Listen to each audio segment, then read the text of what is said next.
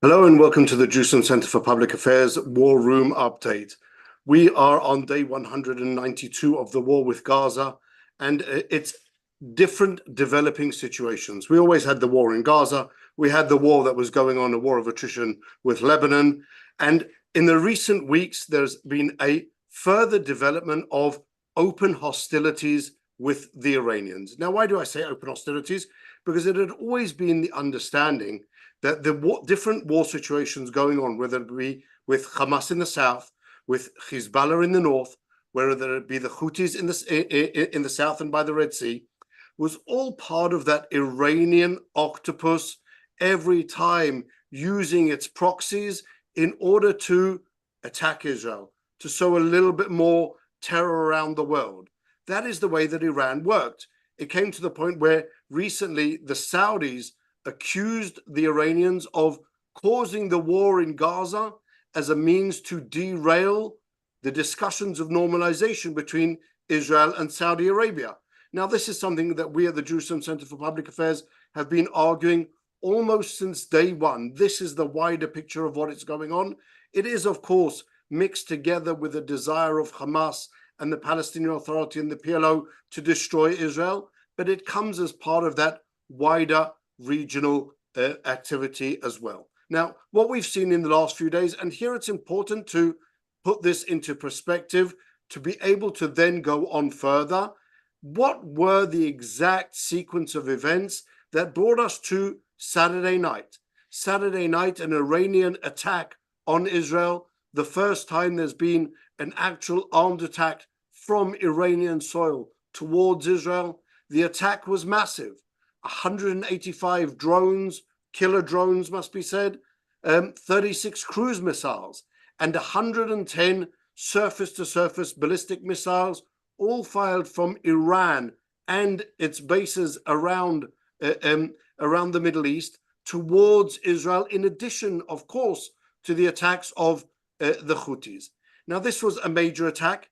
The Iranians claim that it was a response to the Israeli killing on the 1st of April of Brigadier General Mohammad Reza Zahadi, also known as Hassan Madavi, who was a senior commander in the IRGC, the Iranian Revolutionary Guards, and he was a senior terrorist. He is the most senior terrorist in the IRGC killed since the Qasem Soleimani in 2020. He was, according to the reports, responsible for the activities of the IRGC in Syria and Lebanon. He was a commander in the Quds Force, and that is what brought about his assassination on the 1st of April. Now, there were 2 points that has to be taken into account that give the basis for this. Firstly, after his death, the Iranians glorified him and said that this is one of our senior commanders who was involved in the planning and execution of the October 7 massacre.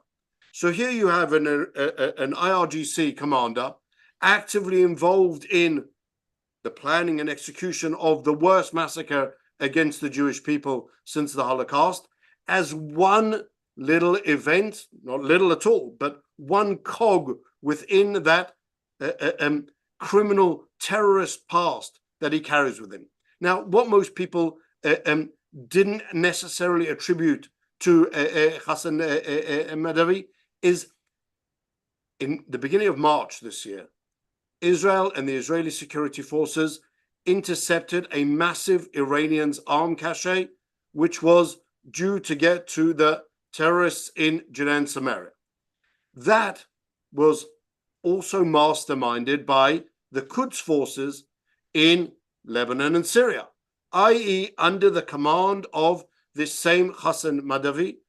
He was responsible for not only the attacks in the south that it means, not only the massacre, but also the attempts to rearm and massively rearm the terrorists in Judea and Samaria while the war is still going on in the south.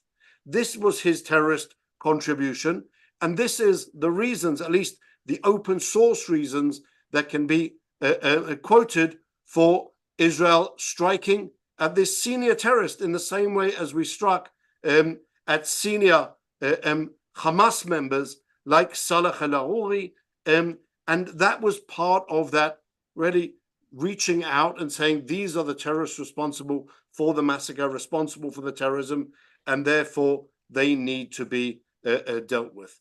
Now, the question that we've all seen running around, and for that we're joined today by my esteemed friend and colleague, Brigadier General Yossi Kuperwasser, to discuss. Now, we've seen the Iranian attack. We've seen and we know what led to the attack. What should Israel do in this circumstance? Should Israel respond against Iran? And if so, directly against Iran on Iranian territory? What targets should it choose? Should we respond against Iranian proxies? What should that response be? Or alternatively, should there be any response at all? There appears to be a school of thought that says, well, none of the missiles and UAVs and ballistic missiles that were fired by the Iranians actually caused the death of any Israelis, and therefore that should be seen as a win. It should be seen as a double win, since many of those missiles and UAVs and rockets were shot down by an international coalition of the US forces, British forces, reports of Jordanian forces as well, and possibly even Saudi forces. In other words, this event really did bring about, as opposed to the Iranian desire to attack and destroy Israel, it allowed for the solidification of the Sunni states against the Shiite Iranian aggression as part of that widening of the Abraham Accords. So Yossi, thank you for joining us. Give us a little bit of your insights, or actually even a lot of your insights, as to what was really driving this whole incident, the Iranian response, our response. What should our response be? Should we respond at all? Well, thank you, Maurice, and good afternoon. I'd say the following. The Iranians were under two additional or accumulating sets of reasoning why they decided to go for that attack. The first was that they were under the impression that the relationship between Israel and the United States are strained, and Israel does not enjoy the same kind of support from the United States as it had in the beginning of the war. The famous daunt of President Biden was waning and was not heard anymore. And they thought that this is an opportunity for them to strike against Israel and use this weakness of Israel in order to have an impact on Israel and send a clear message that Israel should not go on with its plans to defeat Hamas, as advertised in the beginning, and that their might, as was proven in the war between Russia and Ukraine, can cause Israel massive damage, and this is an opportunity they should use them. The second set that is just the opposite, but complements the first, is that they themselves are under pressure because Israel managed to foil some of their major attempts to go with the rules of the games that prevailed before this attack to the limit. And you mentioned one of the manifestations of this attempt of the Iranians, the attempt to send very advanced terrorists in the areas controlled by the Palestinian Authority in Judea and Samaria. But on top of that, there was another attack that was unusual. This was the attack carried out by the Iraqi militias, subordinated to the Iranian regime, that attacked Eilat and hit an army base, military base in Eilat area. These two attempts of the Iranians to stretch the rules of the game to the limit forced Israel to do something in order to clarify to the Iranians that we also are capable of stretching the limits of this envelope beyond what we did until now. And this was the attack on Zahedi in Damascus. And that, because of the first reason, led the Iranians to understand that, okay, if we stop here, then we have lost on this attempt to stretch the rules of the game, the previous rules of the game. We had to change the rules. On top of that, they were under a lot of pressure from home, from their own base inside Iran, that was saying, what's going on? You always say that you are going to respond, that you are going to retaliate. You're going to charge a heavy price from Israel, but you're not doing anything. Look at what happened in so many previous cases in which Iranian officers were hit and eliminated in Syria in air attacks attributed to Israel. Nothing happened. And so is the case with many other key Iranian figures that were hit in Iran itself, that didn't lead to any Iranian tangible reaction. So the Iranians were under a lot of pressure and under the impression that they have an opportunity. And this combination of the opportunity and the pressure led them to the decision to launch a very impressive strike against Israel, using everything they have, but limiting it to military targets so that there's going to be an opportunity for them to calm down the situation after the attack. Their attempt was to hit the targets. Some people have this idea that the Iranians didn't mean to hit the targets and cause damage in Israel. No. They were trying their best to hit the target and cause a lot of damage. We know that because the numbers speak for themselves. You mentioned the numbers, 188 kilo drones, more than 30 cruise missiles, and more than 100 ballistic missiles.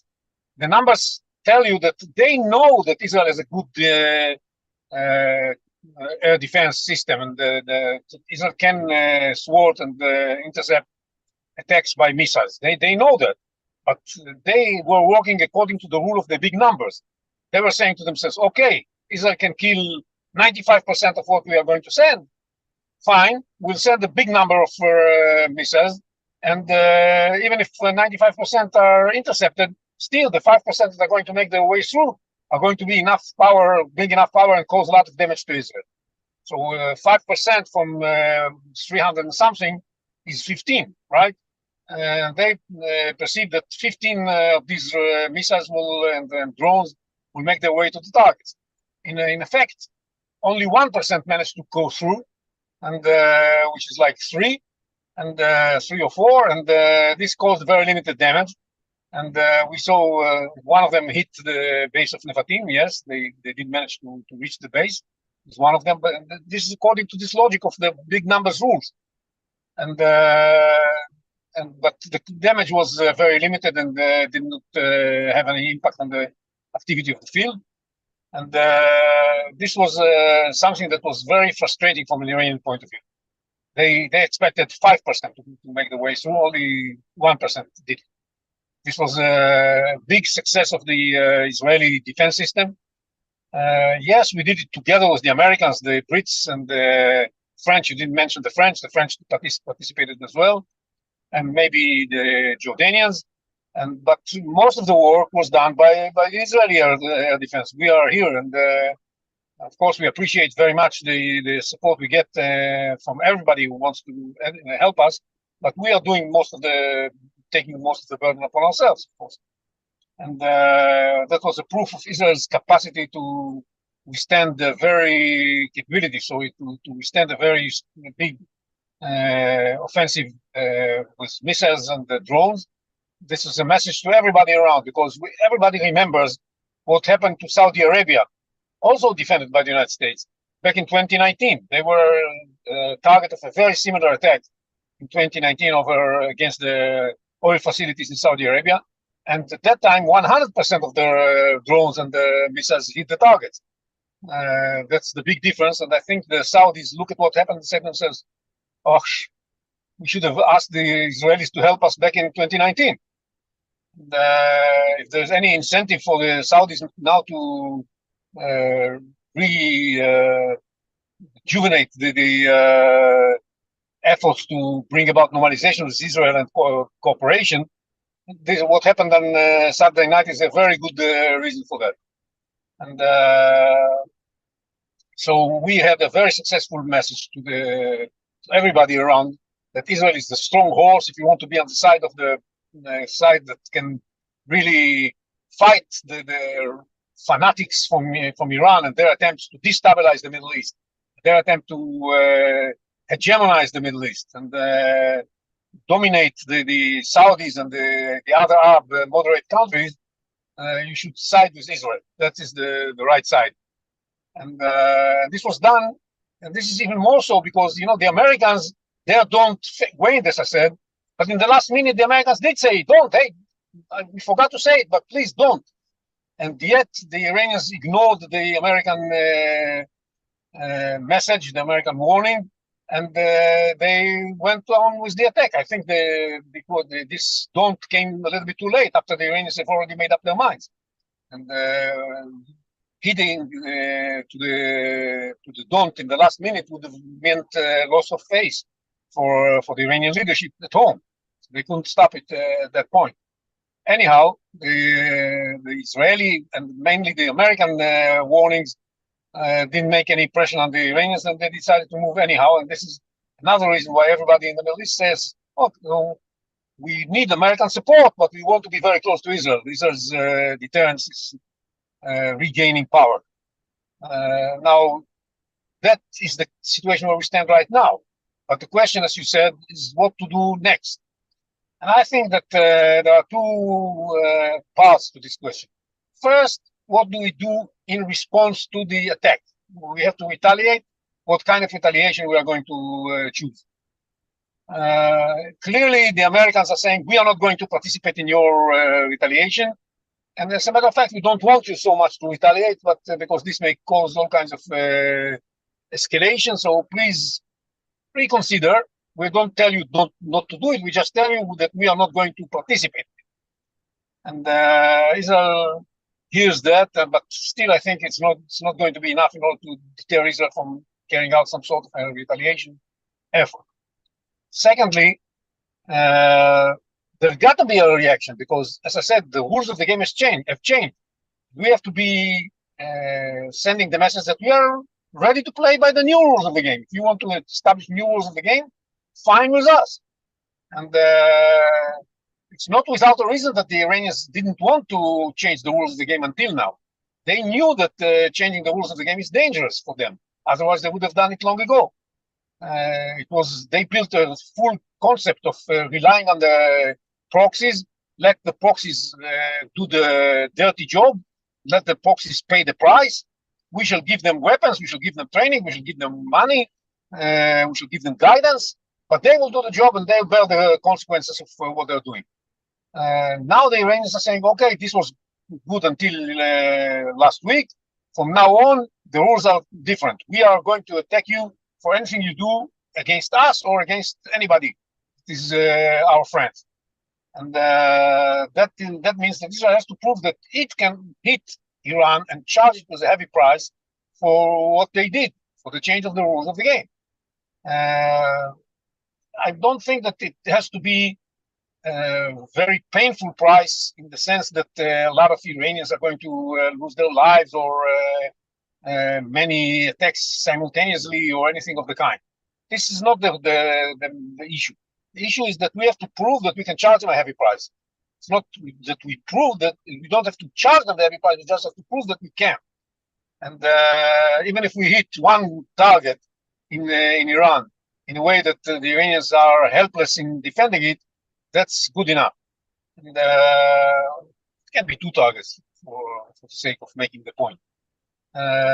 That's the kind of reaction we should do. This very well thought of reaction should be such that the Americans will look at it and say, okay, you made an effort not to escalate. And we don't want an escalation. We are not after an escalation. This is the first set of considerations that have to do with the immediate reaction. But the second set of calculations have to do with the longer term meaning of this new rule of the game. Because what the Iranians are doing now, first of all, they're saying, yes, these are our proxies. So actually, they're saying we don't have any proxies. But the way they operate and the way they use the proxies and the way the Houthis and the Iraqi militias cooperate and operate, the Hezbollah operate according to the orders from Tehran, makes it clear that these are the proxies. Not that it's anything new for us. but this time it's even more, it's easier to prove that this is the case. Secondly, we have to make it clear that an Iran that operates in a way that it acted on Saturday night cannot be allowed to have a nuclear weapon. Just imagine that Iran would have done the same while it has nuclear weapons. First of all, it would be impossible for Israel to retaliate. Secondly, they might have used nuclear warheads. These guys are totally crazy. 313 projectiles launched towards Israel within one night. What's going on here? You cannot allow these people to have nuclear weapons. This is a message that we have to send to the entire Western community and convince them that much more needs to be done in order to prevent Iran from having nuclear weapons. More sanctions, more credible military readiness to take the Iranian nuclear program if the sanctions don't work. And we have to remember, we are doing all of that while Iran is already a threshold state, like a nuclear threshold state. It has huge amounts of 60% enriched uranium that can be enriched to military grade of 90% and above within no time at all, within days. So this is something that we have to bear in mind, and the international community has to rise up and come up with some sort of a set of strategies that would prevent Iran from having a nuclear weapon before it's too late. Because I think the Iranians, now that they've moved to this new rules of the game, the idea of breaking out towards having a nuclear weapon is very close to be adopted by the Iranians. We have to make sure that we take the necessary steps ahead of schedule and not after when it's too late. So this is the second thing that we have to remember when we make our calculations. And thirdly, which is the most important thing, is that if anything should be derived, any lesson learned from what happened on Saturday night, is that this regime should be thrown away. They should be replaced by a reasonable regime. This regime is a fanatic, radical regime. It's as Ambassador Ardan said in the UN Security Council, these are the new Nazis. And you cannot allow the Nazis to stay in power. Something has to be done in order to overthrow them from power. The best partner for this effort is the Iranian people. The Iranian people are totally fed up with this regime. Their economic situation is miserable. Their human rights are non-existent. Minority rights are ignored. Nobody wants to live under this crazy regime that takes the money of the Iranians and puts it in developing the capabilities of the proxies and of itself and of Russia to hit all kinds of countries around the world, especially Israel, of course. So this is something totally unacceptable, and it's a necessity that the international community comes up with a plan to help the Iranian people change the regime. Otherwise, eventually, even if we do deter them for a while, the entire issue of deterrence is now so shaky. People think differently. You think you deter them, you don't. They send 330 missiles towards you. You don't deter them. You think the Americans deter them? They don't deter them. You think anybody can deter Hamas? Nobody deters Hamas. That's why 7th of October happened. This entire notion of deterrence is not the way to deal with fanatic regimes. The way to deal with fanatic regimes is to uproot them from power and replace them with normal regimes. That's the way to do that. And that needs to be the message coming from the entire free world. Unfortunately, I don't even hear it from Israel. But in order to create a stable Middle East, create a flourishing Middle East, a prosperous Middle East, for Israel, for the Arabs, for the Palestinians, for everybody, these terrible regimes should be shown the way out. That's the lesson we learned from what happened on Saturday night. Yossi, there are two different things that you mentioned. There's so much there that we need to break down and discuss. I'll try and go through them systematically, at least as to the point where we'll go from internally to externally, starting with Iran. there are two different points that you mentioned there as part of the understanding of the wider picture. On the one hand, you mentioned the internal pressure on the Iranian regime to strike back at Israel. They've seen many different assassinations of different terrorists, of different scientists involved in their nuclear programs, and they've never responded like this. Now you see this, you said there was an internal pressure forcing them to say, well, you claim you're going to respond, but you don't really do anything, on the one hand. On the other hand, there is really, as we know, as the JCPA also does not a small amount of work together with the Iranian opposition. And so we know there is a vast majority of the Iranian population that rejects the Ayatollahs, that rejects this violent regime. And so you have those two groups of people, one pushing for more radical responses, and the other pushing for their human rights. How is it that those two groups seem to be, or the bigger group is losing out to this majority of fanatics and radicals? Well, it's very simple. The fanatics and radicals have the ear of the supreme leader Khamenei, whereas the reasonable people have no ear at all. They have no agency. And, Khamenei is listening to the Revolutionary Guards people. Their people were hit. They had a very hot blood in their minds, and they were pushing Khamenei to making something that was a mistake in retrospect. I hope he understands it by now, because there is an effort in Iran to show what happened as a success, and God knows how he really assesses what happened. But yes, they have the ear of the supreme leader, and they push him, and he was resisting them for a long while. And where as long as Rouhani was the president, Rouhani helped the supreme leader to resist the messages coming from the IRGC. Now, as Raisi as the president, you don't have the balance. And, so it's easier for the people from the IRGC to have an impact and to influence the decisions of the supreme leader, and that's why he decided to go where he went. And on top of that, there is the other set of reasons that I mentioned, the outside reasons, the impression that Israel is weak, Israel has reached a dead end, tensions between Israel and the United States.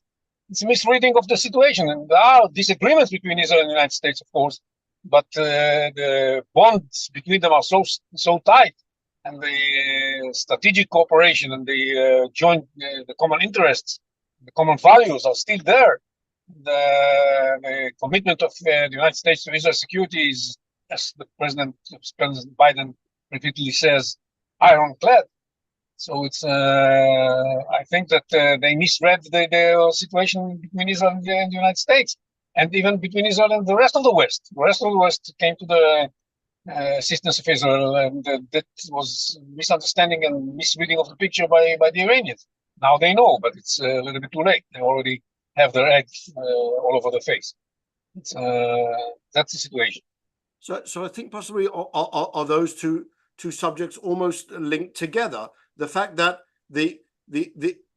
you have this regime, which is a terrorist regime, not only internally towards the majority of the country, but also externally, that is now trying to place itself in an area and is thinking, and it links possibly to what you mentioned about the idea of deterrence, in the absence of an ability to necessarily immediately depose this terrorist regime. What you need to do is hold the big stick and say that if you act out, you're going to be hit by this big stick. Now, the Iranians seem to have come to the conclusion that there is no big stick hiding around anywhere that's going to attack them. Is it possible in that constellation, Yossi, as we move also a little bit closer to home, is it possible to nonetheless develop deterrence based on defense only? What does that mean? You fired 330 rockets at Israel. You were a pathetic failure. 1% of your rockets got through. You wasted a lot of time and energy, and really you were proved to be a toothless tiger. Can you build that deterrence? Can a stick be created in the form of supreme defense capabilities, or does there need to be a point where you hit it on the head as well? Well, we already established some sort of deterrence after Saturday night, of course. It's part of this big stick is the ability to defend yourself and prevent the enemy from gaining any achievements. That is one part of it, but I don't think this is enough. I think we need, and this is crucial. This is a necessary condition, but it's not a sufficient condition. We need also to make the Iranians pay for what they did and prove to them that in those new rules of the game, they are vulnerable much more than we are. And that's why we need to do something. As I said, it doesn't have to be a big thing. It can be a small thing, but a thing that would send the message that you are vulnerable. And you are vulnerable big time. And we just decided not to hit you with all our might right now, but deterrence work on the idea that they know that they are vulnerable and they know that they are going to pay a heavy price if they do something that they are not supposed to. The Iranians are trying to do that with us now, saying, don't dare to hit us because what you saw on Saturday night is just the appetizer and the main dishes will come to you if you dare to do anything to us. I don't think that they have much more than what they did, in the sense of the kinds of weapons they can use. But you also touched on you touched on that, Yossi, that could it be that the first 330 with the different makeup of UAVs, ballistic missiles, and cruise missiles, that was just almost a trial mission to say, well, how vulnerable are the Israeli defenses? If we send 330 rockets, missiles, and UAVs, this is the response. Next time we'll send 700. Will they be able to deal with that as well? Could it be that that's their thinking? They have this massive weapons arsenal and this ability to carry on for a very long time, just growing and growing and growing and expanding that attack. Yeah, well, they thought that they were going to saturate the system and make it with 300 would be enough. They realized now that they were wrong. But they might be in a mood of a gambler. You know, you lose the 300, you put 700. They might be in a gambling mood. It's difficult to say. Definitely, that's why I'm saying that Israel has to find a message that is not forcing them to retaliate, but sending them the clear message that they are very vulnerable. That is what we need to find this kind of message. We have plenty of options, and we just have to decide what to do. And I'm sure that the government will find something with the assistance of the security forces. They will work out some measure that is going to send this message. And the most important thing is that while we do that, we have to be successful in that. We have also to finish the job in Gaza. Take this leverage that we have developed in order to finish the job in Gaza, take over Rafah, and defeat Hamas, and hopefully release the hostages, and send a clear message to Hezbollah. If you thought that you can rely on the Iranian assistance, then we can handle the Iranians. Now, you'd better work out soon some sort of an arrangement that would enable us to bring back the population of the communities in the north that had to evacuate them back to their homes. You'd rather hurry up. We have to deal with those two arenas as well while we handle the Iranian side. And I was asked several times the question of, can we do that, all of that simultaneously? I think yes, but first and foremost, after dealing with the immediate reaction to Iran, we first have to finish the job in Gaza. This is an undone situation that has to be finished. Okay, so the situation in Gaza, as we know at the moment, there are very few IDF forces operating there on the ground.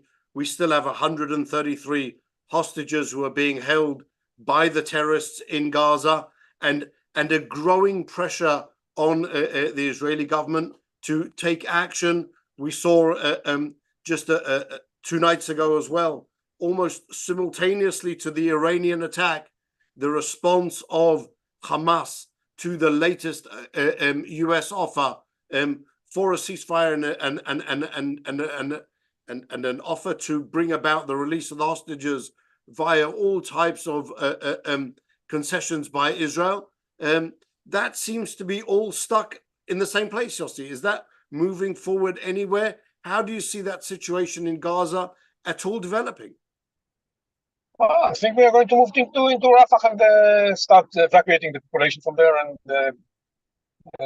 be prepared to launch a ground of operation against the remaining 4 battalions in Hamas in Gaza.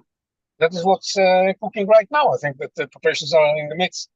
2 more reserves brigades were called up, and we are on the way to Rafah. In my mind, that would happen in the coming days.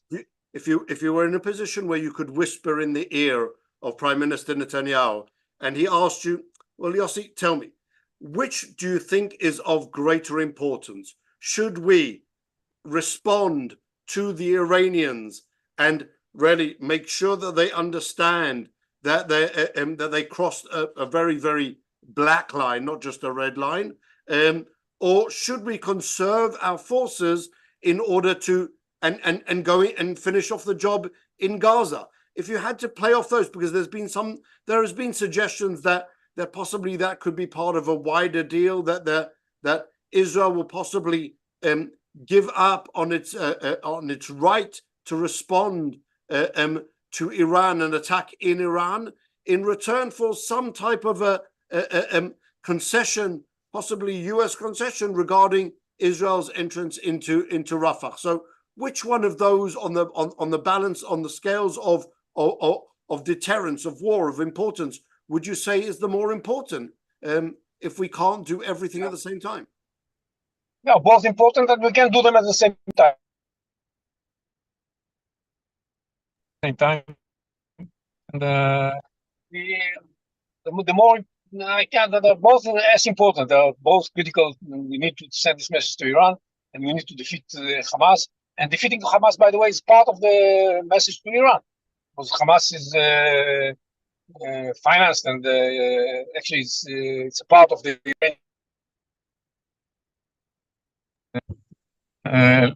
once the Iranians lose the Hamas in Gaza, it's a major loss for them. It's a major loss for them, and I think that this is extremely important, also in the context of Iran. So we are doing both simultaneously, and there's no problem with it. And by the way, I would much prefer to whisper in the ear of President Biden than in the ear of Prime Minister Netanyahu. Oh, so here's my next question, Yossi. It's as if you opened the door. President Biden said very clearly, we have an ironclad relationship with Israel. That isn't going to change. He said to the Iranians, don't even think about attacking. And yet the Iranians decided we're attacking anyway. That would seem to be somewhat of a slight also on the US deterrence, even possibly personally to President Biden. Where do you think that America or what do you think America should do, given President Biden could have stayed quiet and just supported Israel, but standing there and saying don't, and then having the Iranians really almost spit in his face?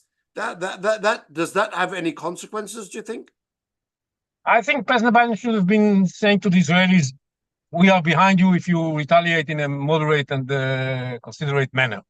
That should be the American message. This is the right thing to do. This is a natural thing to do, especially after the ignoring of the don't by the Iranians. The American posture is at stake, not only the Israeli posture. Not only the Iranian posture, also the American posture. Now, the Americans are very happy with their role in defeating the attack coming against Israel. And this is something very impressive and very highly appreciated by everybody, including Israel. But it's not enough, as you said before. Having good defensive capability is not enough in the Middle East. You should have also the ability to harm the other guy. If he initiates something like this huge attack,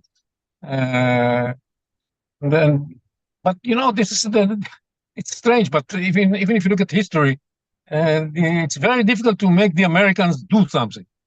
It's until very late in the war, in World War II, the Americans did not participate in the war. They just helped the British, but they didn't participate in the war. If it wasn't Germany who declared war against the United States, I don't know if the United States would have declared war against Germany after Pearl Harbor. So it's an amazing situation. Is that possibly, Yossi? Because even President Biden's don't and his support for Israel isn't necessarily a function of blind support for Israel. It's a consideration of what exactly are the U.S. interests. It wasn't in the U.S. interests to enter the Second World War earlier. Possibly that's what's affecting really the U.S. thoughts at the moment, even regarding Israel's response. It's not really in their interest to have the situation in the Middle East deteriorate into an area of war. So really, what they're trying to express here is their own best interest, which isn't necessarily Israel's best interest. We don't ask them to interfere to take part in the retaliation. We just ask. I think it's good for them. It's not. I don't even ask them to, but it's good for them to support an Israeli retaliation. If Israel does not retaliate when proves that it can charge Iran with a heavy price, it's bad for America. It's bad for America. It's bad for the free world. It builds again the impression that the free world is afraid of any confrontation, is weak and unable to stand against the forces of evil. That is a very dangerous impression, and we should not allow this impression to get embedded in the minds of the Middle East, the people of the Middle East. Definitely not in the minds of the radical fanatics that we have here. And I think the best interest of the United States would be much better served if the Americans will support an Israeli retaliation. So Yossi, I have two really last questions, not necessarily related one to the other, but I think they're important for our listeners to hear. The first one is, within Israel, or at least the external perception of Israel's current government, is that you have Prime Minister Netanyahu, who is constantly being dragged by his right-wing partners, as they're called, into extra acts of war, into extra escalations of the violence, and really that right wing is now demanding a massive response against Iran. What you're saying, and I hear that is really much more of a wide spread conception in Israel, is that the Israeli response needs to be calculated, not a massive response, all-out war, but really a calculated response, which would tend to show that the power of this of what's perceived or said to be the right-wing fanatics in the Israeli government really doesn't really have that influence as people are claiming. We know that to be true here, in any case, to a great extent. So what do you think? Which side will win out? The right wing, which is pushing for a much larger and robust response, or a calculated specific response to cause the Iranians to understand that this change in the rules, as you expressed it, isn't really in their benefit, or are we going to see something much more widespread? Well, I'm not an expert on Israeli politics, so it's I don't know what to say about that. I can say what I think is the best thing for Israel to do, and that's what I said before: a calculated message that would hit the Iranians, make them pay a price, and make them realize that we can charge a much heavier price if we need to. That's the kind of attack we should carry out. Some people will ask for more. I saw some people want to see Tehran ablaze. Some people would say, well, we don't need anything. We just proved how good our defense is, and we don't need anything offensive. The variety of opinions in Israel, as always, goes from one end to the other. Two Jews and five opinions. Yeah, exactly. So I say, well, I stand somewhere in the middle, and I think we got to respond in a painful way, but not exaggerated way, in a way that would clarify to the Iranians that they are exposed and they would have to pay a much heavier price if they keep operating according to those new rules. And if the Iranians then say, will you strike us so we have a bigger strike, there'll be that space for escalation and de-escalation on the one hand. A similar, I think, question which also requires that really getting into the mindsets of the region. The reports were that the Jordanians participated also in intercepting some of the missiles. So too, other countries that Israel doesn't necessarily have official relations with, hinting at possibly Saudi Arabia. Explain their involvement, Yossi. I don't think everyone understands exactly what's going on there. The Iranian influence on Jordan, which really caused Jordan to join in. Again, not necessarily Israel's best interest, but Jordan's best interest. Well, first of all, Jordan is a target by itself. The Iranians are putting all kinds of pressures in order to intervene in Jordanian politics and in the situation in Jordan to sow instability in Jordan. So the Jordanians feel that they are threatened by Iran anyhow, even before the launching of the missiles and the drones. Secondly, we have a peace agreement with Jordan, according to which the Jordanian soil should not be used in order to launch any sort of attacks against Israel, and that's why they have a commitment to kill those threats once they cross over Jordan.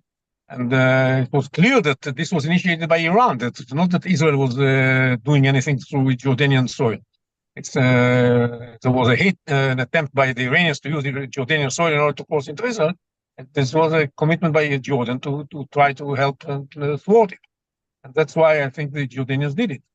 But it's beyond just the commitment. It's understanding that the stability of Jordan is based on denying the Iranians the ability to have an impact on what's happening inside Jordan. So it would seem to be that the Jordanians, also similar to the US, are looking out for their own best interests. The question that I'll leave there just open, Yossi, just because we've really run out of time, is where exactly were the Israeli forces operating? Were they only operating over Israeli territory? Were they operating outside of Israel's borders? And with the consent or whether it be explicit or implicit consent of other countries, that's, I think, something which we can discuss as we see these relations possibly developing further on. Yossi, a positive word going forward. Where do you see this whole thing developing? Do you think that we can find the right, really the right ingredients to deter the Iranians, de-escalate the situation, defeat Hamas, bring back the hostages, and all in obviously the shortest period of time possible? Well, definitely, I think that the 14th of April is a positive day in this ongoing war, with the potential to become a turning point. Depends on how we use it. It has the potential to become a turning point because until it there was this sour feeling that things are stuck a little bit. And now with this, this led the Iranians, as I said, to feel that they are able to do what they did.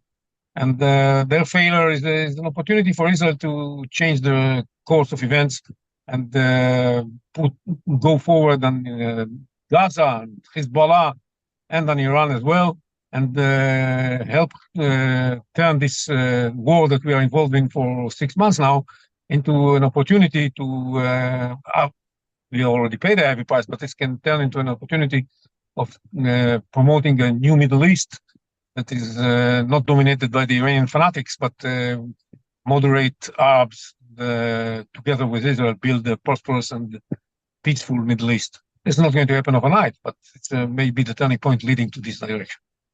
So I think, Yossi, we're going to see potentially some interesting developments already in the next, potentially in the next 24 hours, reports coming up as we speak, literally, from the Wall Street Journal with estimates that Israel will respond already today, and Prime Minister Netanyahu calling for all the heads of the coalition to come to the Israeli IDF headquarters for a security consultation. So we will see exactly what's going on in the next few days. I will, if you, with your permission, reserve the right to come back to you within the next few days and really get that update, because I fear that we will have more of an opportunity to unpack more of the events going on. But in the meantime, thank you again for your insights, really invaluable for our audience. For those of you who wish to follow us on a regular basis, please subscribe to the JCPA YouTube channel. It's on our homepage, jcpa.org, and on the top left-hand side, you'll see the icon for YouTube, and you can join us there. And on the other side of the page, there is also the donor button if you feel so inclined. Remember that most of our activity is done only based on the generous donations that we receive, and our ability to bring you content and understanding and really these insights into what's going on are based on those donations. So please do subscribe. Please do join us in partnership to carry on doing what we're doing, and we will see you again on Wednesday this week. In the meantime, keep safe, everyone, and should there be the requirement and should there be urgent developments, we will update also on our webpage as to whether we will have earlier, more urgent updates previous to Wednesday. In the meantime, as